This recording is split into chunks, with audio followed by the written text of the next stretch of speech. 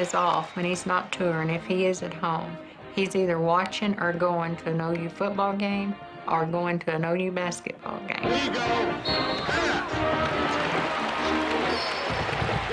Toby loved the OU Sooners, even when he was a small child.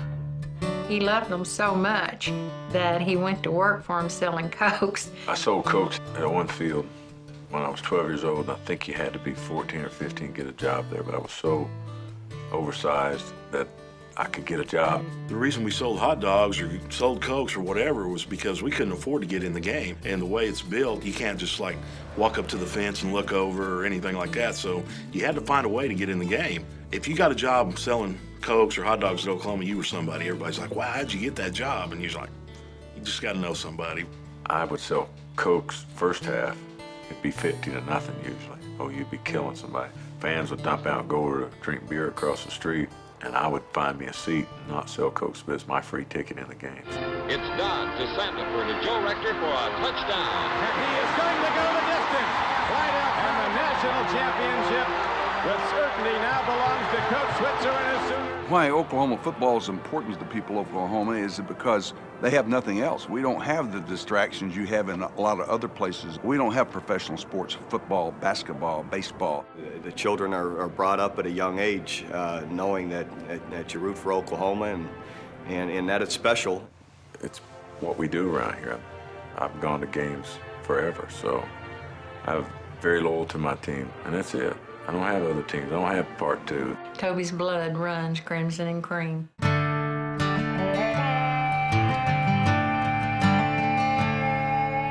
One of the perks to where he is now is, and he even got to play in a game at OU, a red-white game. Hopefully I'm going to hit somebody real hard, make them mad, and then yell I'm a country singer and head for the bus. I need one good play. He was dressed out and he's going to play an alumni game, and I told Toby, don't go out there. You're not an alumnus. We can't cover you with our medical liability. And he said, Coach, I'm not going to get hurt. And I said, okay. So I did get out there. Got rolled up on from behind, broken ankle, and had a plate, 6 pins put in my ankle. It happens, man. It was the last play of the game. There goes the show in Tulsa tonight, huh? He's got a concert in Tulsa that night. He's got to cancel. And I said, I told you. And we'd never missed a show the whole time I was with him. So I think he got his taste of OU football then. What some would consider to be the stupidest thing I ever did, but I got to wear the crimson and cream, I got to wear the helmet, I got to suit up, I got to hit, I got to collide. So I'd absolutely do it again, same results.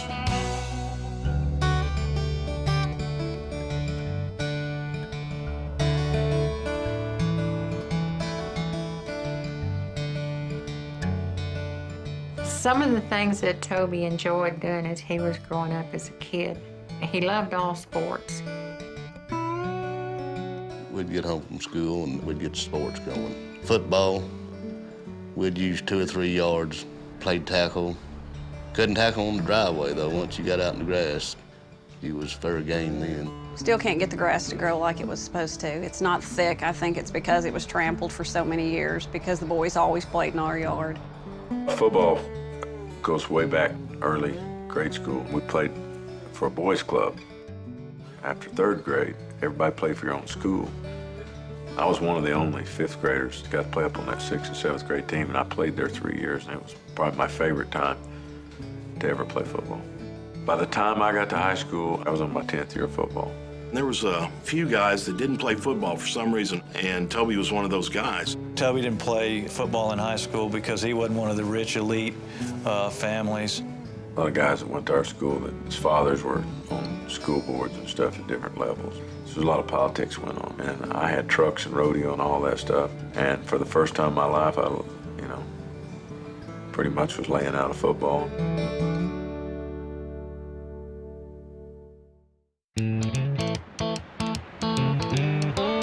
Oh, I lived on 12th Street. We all lived on 12th Street. If you weren't on 12th Street, you were nobody. You didn't have to wonder where your kids were. If you needed them, you could go to 12th Street and you could find them. Dragging 12th Street was a thing, and it was a great drag. It was packed. It would take you 30, 40 minutes to make the 2 or 3 mile loop because it was just so many kids on it. It was a world-famous trip. I mean, you could be like at Six Flags over Texas on your vacation, run into somebody that's, where you from? except for Moore. Oh man, 12th Street, I was up there visiting my cousin. That's the best drag in the world. Moore was known for fast cars, plain and simple.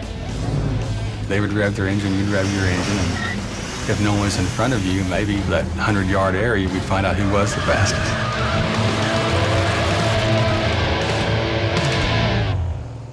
Toby's very first vehicle was a used stick shift oil field pickup. His dad bought it, and I think he paid like $600 for it. Toby painted it black and put a big white 6-inch pinstripe across the hood. I suppose that may be the first truck he ever had a date in. He was proud of it.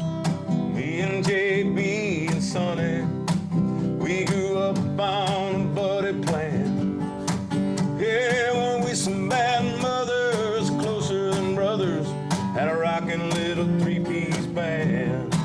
Yeah, we wrote a lot of songs about women, and we tried to sing pretty for the girls, pushing everything we did to the limit, just living right out on the edge of the world.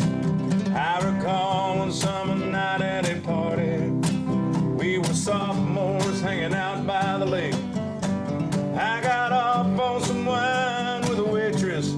Sonny had a girlfriend who just couldn't wait. JB hooked up around midnight with that ugly girl from up in the city. He downed every can of beer in a cooler. He was trying to drink that poor thing pretty.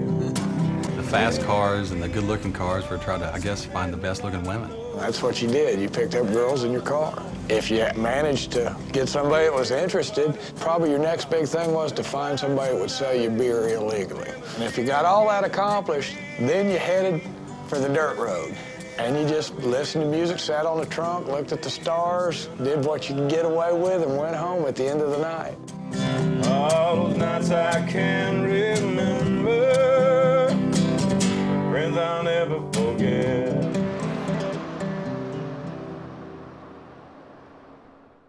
About the time we thought, all right, we get enough songs together, we can go play a show, Toby left town in the oil field. I saw people get their fingers mashed and pull their glove off, and the skin around the finger was still in the glove, but the bone was there. It's a dangerous, dangerous world.